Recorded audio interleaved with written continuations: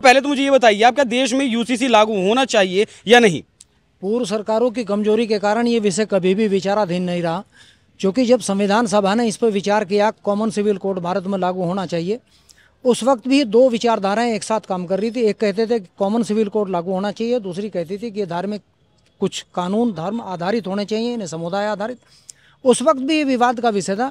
वर्तमान समय में भी इसका यही कारण है, Muslim personal law, Christian personal law, Hindu personal, जब तक पर्सनल लॉ ख़त्म नहीं होंगे तब तक उसका कोई महत्व नहीं है। क्योंकि कुछ कानून ऐसे, जैसा आप भारतीय दंड संहिता, भारतीय आचार संहिता या कॉन्स्टिट्यूशन लॉ, जितने भी governing body according to the constitution of India, उन सब पर कॉमन सिविल कोड लागू। उसके अलावा जो धार्मिक सामुदायिक आधार वो विचाराधीन और वो विवादित है। क्योंकि जो कानून जैसा मुस्लिम में अडॉप्शन नहीं है, 4 शादी की परमिशन, वो हिंदुओं में पहले भी नहीं थी, लेकिन कभी कभी जिसका बच्चा नहीं होता था उसको परमिशन होती थी। इसके अलावा अब आप ये देखिए, 2 दया भाग और मिताक्षरा 2 कानून पद्धति हिंदुओं में स्वयं। क्योंकि विवाद का विषय यहाँ ये भी आ सकता है कल, दक्षिणी भारत में पहली शादी का प्रेफरेंस मामा की लड़की को शायद दिया जाए भांजे के साथ, भांजी के साथ।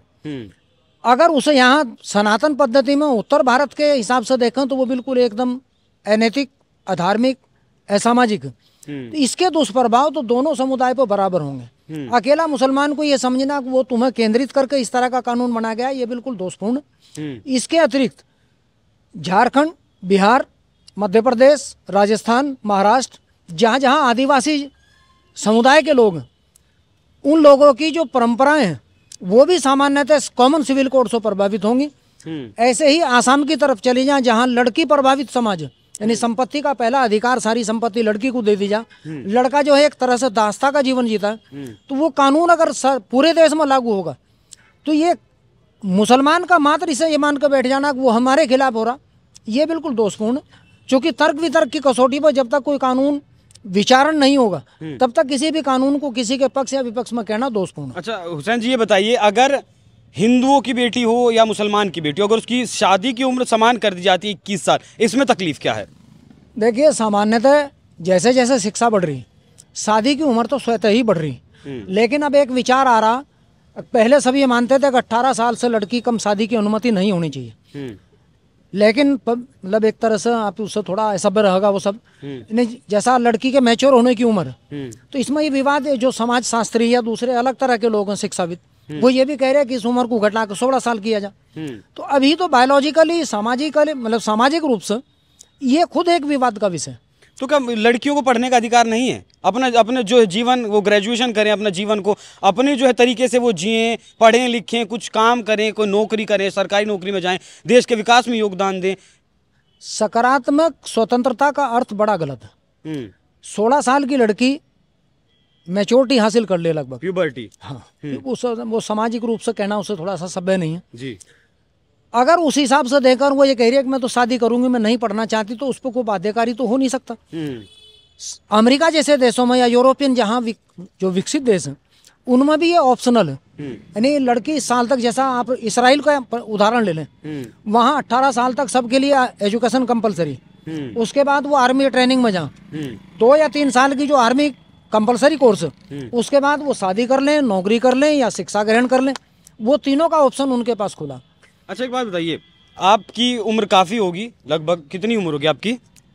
58 के करीब होगी। 58 के करीब। तो आपने देखा कि समाज में जो जिनका बहुविवाह हुआ हो, 2 शादियां, 3 शादियां, 4 शादियां हुई हों? ऐसे बहुत सारे उदाहरण हैं जिनकी बच्चा ना होने के कारण दूसरी शादी हुई, जिसकी किसी की तलाक के कारण हुई, अनेक नहीं, मतलब एक पत्नी के रहते कोई दूसरी पत्नी ले आया, तीसरी पत्नी ले आया बिना तलाक के। ऐसे केस बहुत कम है, लेकिन उसमें राड रहती है हमेशा। इसलिए ज्यादातर लोग आधुनिक युग में, आज के युग में जब खर्चे बढ़ गए तो अवॉइड करते हैं, दूसरी शादी करने की प्रथा बहुत कम। तो फिर जो है कुछ लोग इस चीज का विरोध क्यों करते हैं यूसीसी में? अगर ये पॉइंट है कि बहुविवाह पर रोक लगा दी जाए, बहुविवाह आदमी नहीं कर सकता जब तक पहली बीवी से आप तलाक नहीं लेते या जो है पहली बीवी से अपना संबंध खत्म नहीं करते, उसके बाद आप दूसरी शादी कर लीजिए, इसमें विरोध क्यों? भारत में एक मुसलमान की टेंडेंसी बन गई, हर विचार को वो लेके ये मान कर चलता है कि वो इस्लाम विरोधी, जबकि यही कानून पाकिस्तान में स्वीकार्य है। वहाँ बहु यानी पॉलीगामी, जल्दी शादी, मतलब 18 साल से कम शादी करना, वहाँ भी कानून बना दिया गया। लेकिन उसके बाद भी पाकिस्तान में कोई धार्मिक आधार, धर्म आधारित कोई विरोध नहीं है। भारत में विरोध है। यही दूसरे जो मुस्लिम देश हैं, विकसित देश है या विकासशील देश, ऐसा थोड़ा ही सारी दुनिया के अरब, जॉर्डन, सीरिया, लीबिया, मिस्र, ये सारे मूर्ख देश थोड़ा ही। इस तरह से वहाँ चाइल्ड मैरिज लगभग बहुत कम है। मैं ज़्यादातर पाश्चात्य देशों में शिक्षा ग्रहण करने जाऊँ, शिक्षा प्राप्त करूँ। ऐसा थोड़ा ही सारे मुस्लिम देश जो इतने संपन्न वो सब अनपढ़ हैं। वहाँ इसका विरोध इसलिए नहीं है क्योंकि वहाँ के समाज में स्वीकार्यता है। एक शादी से ज्यादा, यानी अगर मैं कर रहा तो मेरी बहन भी कर रही, मेरा बहनोई भी कर रहा, मेरा फूफा भी कर रहा। जब मेरे इलाज के जो लोग हैं वो एक से ज्यादा निकाह कर रहे तो वहाँ स्वीकार्यता। तो ये जब कानूनी मामला है, आपने कहा जैसे कि अब खर्चे इतने बढ़ गए, दूसरी बीवी को नहीं रख सकते और ज़्यादा बच्चों को नहीं रख सकते, तो जो एक मैं स्पेसिफिक तबका कहूँगा, एक स्पेसिफिक जो तबका है, कुछ मौलाना हैं, कुछ मौलवी हैं, वो पुरजोर विरोध करते हैं यूसीसी का, कि यूसीसी का ड्राफ्ट भी देखा नहीं कि ड्राफ्ट में यूसीसी में क्या आएगा, लेकिन उसका विरोध करना है। नहीं, ड्राफ्ट, कानून की ड्राफ्टिंग और विरोध, ये दोनों विरोधाभास, पैराडॉक्सिकल थॉट है। कानून के पढ़ने वाले भारत में जो शिक्षाविद हैं, जो विधानविद हैं, उन पर भी शायद पढ़ना नहीं आता। ये तो अंग्रेजों ने, बहुत सारे लोगों ने लिखा कि इन पर तो अभी ड्राफ्टिंग भी नहीं आती। एक कानून बनो, दूसरे दिन उसका अमेंडमेंट आ जा, इसका क्या मतलब है? जब हमारे यहाँ आईपीसी, सीआरपीसी, साक्ष्य विधि, इनकी ड्राफ्टिंग हुई, सैकड़ों साल तक चलती रही, और अभी आज ही संविधान बना, आज 100 से ज्यादा संशोधन हो चुके। इसका मतलब हमारी स्वीकार्यता सामाजिक रूप से, उसका इम्प्लीमेंटेशन, इन सब में मौलिक अंतर है।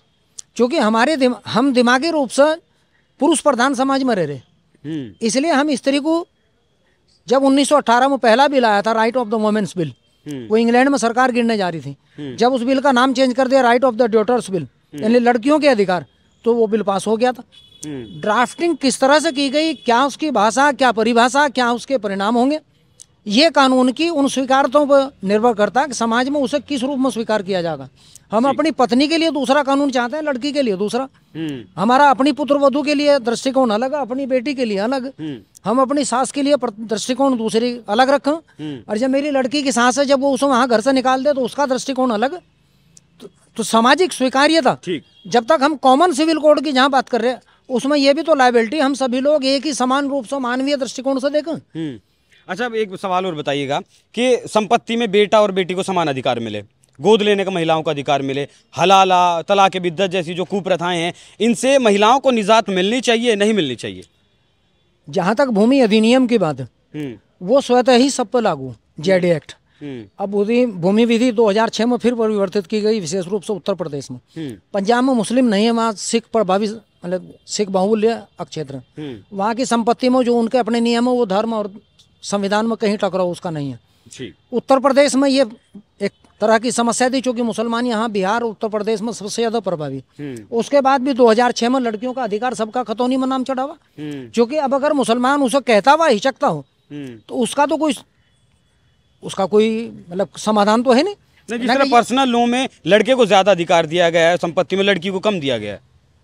देखिए, पर्सनल लॉ भारत में संभवतः नहीं लागू है, क्योंकि संपत्ति में अधिकार यहाँ लड़कियों को पहले नहीं था, पर्सनल लॉ होने के बाद भी। ये 2006 के अमेंडमेंट के बाद लड़कियों का नाम खतौनी में आने लगा। उसमें कुछ कैटेगरी, इसकी शादी ना हुई हो या इस तरह से शादी होगी तो उसका अधिकार खत्म हो जाए। वो आज भी वो कॉमन सिविल कोड वो हिंदुओं पे लागू, मुस्लिम पे भी लागू। चलिए, आखिरी सवाल बताइए, बस सीधा सा जवाब दीजिएगा, यूसीसी लागू होना चाहिए या नहीं? कॉमन सिविल कोड, अब मैंने बताया, ये तो संविधान सभा से लेकर आज तक ठाकुर, ये तो लागू होना ही चाहिए। तो संवैधानिक अधिकार है हर आदमी का, हर आदमी को समान नागरिक संहिता लागू होनी चाहिए। इसमें क्या दृष्टिकोण में क्या नई बात है? तो उन लोगों को जो है क्या बोलेंगे जो इस चीज़ का विरोध करते हैं, कहते हैं कि ये हम मुसलमान जो है वो सरिया से ही चलेगा, यूसीसी से नहीं चलेगा? वो अपनी पुत्रवधू के लिए कानून दूसरा चाहते हैं, अपनी लड़की के लिए दूसरा चाहते हैं।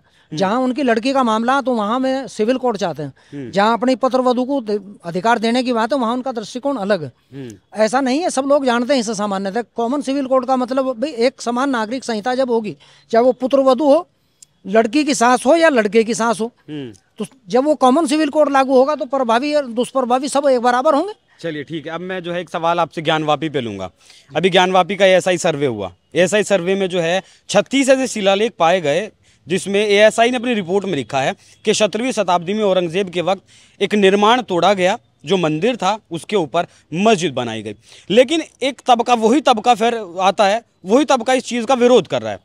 कि जैसे पूजा का अधिकार दिया व्यास जी तहखाने में, तो एक समाज भड़क गया इस बात को लेके। ASI ने क्या रिपोर्ट दी ये तो मुझे नहीं पता जी, लेकिन स्वयं औरंगजेब के समय के जो फारसी के अभिलेख उसमें स्पष्ट लिखा हुआ, उसके बाद गुहा का जो ऐतिहासिक संकलन उसका अवलोकन किया जा सके, उसमें साफ लिखा हुआ कि ये एक किसी मंदिर के ऊपर बनी थी। उस मंदिर का उस वक्त क्या नाम रहा होगा, कोई मैं इतिहासकार तो हूँ नहीं, लेकिन वो किसी एक मंदिर के ढांचे के ऊपर खड़ी, ये सर्वविदित है। इतिहास में इसका विश्लेषण करना ASI ने रिपोर्ट दी थी। ये तो एक सामान्य जो इतिहास का ज्ञान रखने वाला उन सबको पता कि एक टूटे हुए मंदिर के ढांचे के ऊपर खड़ी है। अच्छा, एक जो है के मोहम्मद साहब हैं, वो अयोध्या में जब ASI का सर्वे हुआ तो उसके जो है वो क्षेत्रीय अध्यक्ष थे, वहाँ उन्होंने ASI का सर्वे किया अयोध्या में भी। उसके बाद जब अभी के मोहम्मद साहब का नाम सामने आया और उनसे ज्ञानवापी को लेकर बातचीत की गई, तो के मोहम्मद साहब ने कहा कि ये मुसलमानों को देश के खुद हिंदुओं को सौंप देनी चाहिए और एक भाईचारे की जो मिसाल है, गंगा जमुनी तहजीब की जो मिसाल है वो पेश करनी चाहिए। गंगा जमुनी तहजीब तो एक इस देश में बहकावा, चूंकि ना 47 में गंगा जमुनी तहजीब थी। जब यहाँ दंगा हो, गंगा जमुना तहजीब जो है वो गंगा की बाढ़ में बह जा, इसलिए गंगा जमुना तहजीब की बात करना तो निराधार। स्वाभाविक प्रक्रिया यहाँ मुसलमानों ने अपनी शक्ति के दौर में मंदिर तोड़ा था, आज संभवतः हिंदू उस मस्जिद को तोड़कर मंदिर बनावेंगे, जहाँ तक मेरा अपना विचार है। मतलब हिंदू तोड़कर बनाएंगे कानून के जरिए? कानून साक्ष्य के आधार पर चलता है। देखिए, अयोध्या का जो मंदिर का निर्माण हुआ वो कोर्ट के आदेश पर हुआ। कोर्ट के आदेश के विषय में कोई कमेंट करना न्याय उचित प्रतीत नहीं होता, वरना शक्ति प्रदर्शन के आधार पर आज हिंदू ये चाहता है कि मैं शक्ति के आधार पर मुसलमानों की मस्जिद तोड़ूं ताकि मेरा जो पुराना बदलाव वो पूरा हो। अच्छा, ओवैसी जैसे लोग जो हैं उनके दिल में आज भी कहीं ना कहीं दर्द है, बाबरी टूटी, एक मस्जिद शहीद, एक बाबरी शहीद हुई और शहीद नहीं होने देंगे। ओवैसी एक राजनीतिक आदमी, सांसद हो, वो कुछ भी कह सके, उसे एक प्रिविलेज मिला हुआ। अन्यथा अगर एक सामान्य व्यक्ति होता तो अब तक जेल में अंदर होता। ठीक है, एक आखिरी सवाल मैं आपसे वक्फ बोर्ड पर लूंगा। अभी वक्फ बोर्ड जिस तरीके से काम कर रहा है, वक्फ बोर्ड के खिलाफ 120 याचिकाएं सुप्रीम कोर्ट में हैं कि वक्फ बोर्ड को खत्म कर देना चाहिए हिंदुस्तान से, क्योंकि 57 इस्लामिक जो देश हैं इस दुनिया में, वहां किसी भी देश में जो है वक्फ नाम की कोई संस्था काम नहीं करती। वक्फ बोर्ड एक लुटेरों की संस्था है जिससे हर जिले के जिलाधिकारी का, जिला कल्याण अधिकारी का और राजनीतिक लोगों का संरक्षण प्राप्त। इन्हीं के माध्यम से अवैध रूप से जो सार्वजनिक संपत्ति श्रेणी 6, अन्य श्रेणी 6, 1, 2, 3, 4, 5, 6, इस श्रेणी की भूमि थी, जिला अधिकारी के सानिध्य में ही वक्फ बोर्ड के हैंडओवर की गई। जिला अधिकारी जितनी लूट करते हैं वक्फ बोर्ड के नाम पर या उनके माध्यम से, उतना बड़ा लुटेरा कोई इस देश में नहीं है वक्फ बोर्ड के नाम पर। वक्फ बोर्ड अपने आप में स्वतः कोई संस्था नहीं है, बल्कि ये एक IAS भारतीय प्रशासनिक सेवा की संरक्षित संस्था है जिसमें ये लूट होती है। वक्फ बोर्ड की संपत्ति के आधार पर ही अपार धन संपत्ति इकट्ठी की जाती है और उसी के आधार पर राजनीति की जाती है माइनॉरिटी के नाम पर। अच्छा, वक्फ से जुड़ा एक सवाल ये भी आता है कि जो ज़मीन से जुड़े मामले होते हैं, ज़्यादातर हिंदू हो, मुसलमान हो या कोई भी हो, उसकी सिविल कोर्ट में सुनवाई होती है। लेकिन अगर वक्फ का कोई मामला है तो उसका वक्फ ट्रिब्यूनल कोर्ट में ही उसकी सुनवाई होगी। मतलब जिसने आपकी ज़मीन को कब्जा किया है, हड़पा या अधिग्रहण किया है, उसी के वहाँ आपको सुनवाई करनी होगी। इस पद्धति का निर्माण ये भारतीय प्रशासनिक सेवा जिसे IAS कहते हैं, यह इसी ने यह ड्राफ्टिंग की। अगर आप किसी वक्फ बोर्ड की संपत्ति, यानी मेरी संपत्ति पर वक्फ बोर्ड का बैनर लग गया, उसमें मैं पहले अपनी को स्क्रूटनी कराऊं, फिर उसमें समाज कल्याण अधिकारी की रिपोर्ट आवेगी, उसके बाद जिला अधिकारी जो वक्फ बोर्ड का जिला अध्यक्ष स्वयं ही है, वो उस पर रिपोर्ट लगावेगा। अब जैसा मैं मुजफ्फरनगर का रहने वाला, अगर कोई विवाद सार्वजनिक संपत्ति पर है तो उसका मुकदमा रामपुर में लड़ा जाएगा। ये इसी IAS की पैदा की हुई समस्या। अच्छा, वक्फ बोर्ड से जुड़े लोग हैं वो हुकूमत को कर्जा देने की बात करते हैं, क्योंकि 8,65,646 संपत्तियां इस वक्त हिंदुस्तान में मौजूद हैं वक्फ के पास। इतनी संपत्ति किसी भी देश में जो है वक्फ के पास नहीं है या किसी भी संस्था के पास नहीं है, और तकरीबन 20,000 करोड़ का रेवेन्यू जनरेट हो सकता है एक साल में। आप इसका आरोप मुसलमान के खिलाफ नहीं लगा सकते अकेले, चूँकि 1995 में जब वक्फ बोर्ड का कानून पास किया था, एज ए सहायक वक्फ बोर्ड अध्यक्ष जिला अधिकारी ने सारी संपत्ति वक्फ बोर्ड के हैंडओवर की थी। ये निराधार अकेले मुसलमान वक्फ बोर्ड के नाम पर लुटेरा नहीं है, बल्कि वास्तविक लुटेरा IAS वास्तविक लुटेरा। तो एक बात और बताइए, जो असीमित शक्तियां दी गई थी तत्कालीन प्रधानमंत्री नेहरू जी के वक्त में, वो सही दी गई थी या नहीं? माननीय नेहरू जी के टाइम में वक्फ बोर्ड को कोई सहमति इस तरह की नहीं दी गई थी। 1951 नेहरू लियाकत पैक्ट के अनुसार जो समझौता हुआ था, उसके बाद लियाकत अली की हत्या कर दी गई थी। उसमें ये प्रावधान थे कि मैं अपनी संपत्ति को यहाँ बेच सकूं, यहाँ से जाके हिंदू पाकिस्तान में अपनी संपत्ति बेच सके। मुसलमान ने ज्यादातर अपनी संपत्ति अवैध रूप से या तो बेच दी थी या वक्फ बोर्ड के नाम फर्जी कागज बना दिए थे, जिसे वेरीफाई किया हर जिले के जिला अधिकारी ने। ठीक है, एक आखिरी सवाल और लूँगा मैं आपसे कि जितना मैंने पढ़ा है कि इस्लाम जो है वो 1400 साल पुराना पंथ है, लेकिन तमिलनाडु के 20 गांवों की ज़मीन वक्फ ने अपने अंडर कर ली, उसको बता दिया, बोर्ड लगा दिया कि ये हमारी ज़मीन है, जबकि उस ज़मीन पर एक 1500 साल पुराना मंदिर भी था। निश्चित रूप से होगा। वक्फ बोर्ड किसी भी संपत्ति का क्लेम बिना जिला सहायक वक्फ अध्यक्ष अर्थात जिला अधिकारी की सहमति अनुमति उसके संरक्षण के बिना नहीं कर सकता। मतलब आप सीधे सीधे जो है प्रशासनिक अधिकारियों पर जो है इस चीज का आरोप लगा रहे हैं। अधिकारी हैं इस अवैध व्यवस्था के जिम्मेदार। तो ये वक्फ बंद होना चाहिए या नहीं? जब तक जिला अधिकारी और सहायक जिला अधिकारी और रेवेन्यू बोर्ड नहीं चाहेगा तब तक सरकार कुछ भी नहीं कर सकती। ठीक है, तो मतलब आपका कहना है ये सीधा लुटेरा है इन्वॉल्व है इसमें जिला अधिकारी। नहीं, लुटेरा है, ये बंद हो जाना चाहिए जिस तरह के सुप्रीम कोर्ट में 120 याचिकाएं लगाई गई हैं, या नहीं? वो आख्या जिले के अधिकारी से मांगा करना है कि मुझसे याचिका करता हूँ। अच्छा, एक सवाल और बताइएगा, सुप्रीम कोर्ट के वरिष्ठ वकील हैं अश्वनी उपाध्याय, उन्होंने एक याचिका दायर की थी वक्फ बोर्ड को बंद करने के लिए, तो सुप्रीम कोर्ट ने टिप्पणी की कि आपका कोई व्यक्तिगत रूप से नुकसान नहीं हुआ है या व्यक्तिगत रूप से आप इसमें हिस्सेदार नहीं है वक्फ पे, तो इसमें आपकी जो याचिका उसकी सुनवाई नहीं की जा सकती। अंग्रेज लोग इसे कहते हैं लूकस स्टंडाई। आपके खड़ा होने का अधिकार क्या है? सार्वजनिक संपत्ति राष्ट्रीय संपत्ति को लूट लिया गया जिला अधिकारी और तहसीलदार एसडीएम की सानिध्य में, इसलिए उस पर कोई कानून काम नहीं करेगा, क्योंकि माननीय उच्चतम न्यायालय जो एक प्रकार का भ्रष्टाचार का अड्डा, वो जिला अधिकारी से रिपोर्ट मांगेगा, वो रिपोर्ट उसी के पक्ष में जाएगी, न कि सार्वजनिक संपत्ति के। तो वक्फ बोर्ड रहना चाहिए या बंद हो जाना चाहिए? मैंने बताया लूट की संस्था, इसे कोई बंद नहीं कर सकता जब तक इसे चाहने वाला प्रशासनिक अधिकारी नहीं होगा। तो ये हमारे साथ थे शाहिद हुसैन जी, जिनसे हमने बात की, ज्ञानवापी पर बात की, वक्फ बोर्ड पर बात की और यूसीसी पर भी बात की, और उन्होंने खुलकर बेबाकी से अपने जवाब दिए और एक बेहद ही जो है जो सख्त टिप्पणी उन्होंने की वक्फ बोर्ड पर की और कहा कि जब तक प्रशासनिक अधिकारी प्रशासन जो है इसकी लूट में जो है वो शामिल है और जब तक वो नहीं चाहेगा वक्फ बोर्ड इसी तरीके से लूट करता रहेगा। आपको ये पूरी बातचीत, ये पूरा जो है तीनों मुद्दों पर जो बातचीत की वो कैसी लगी, अपनी राय हमें कमेंट कर ज़रूर बताइएगा। नमस्कार।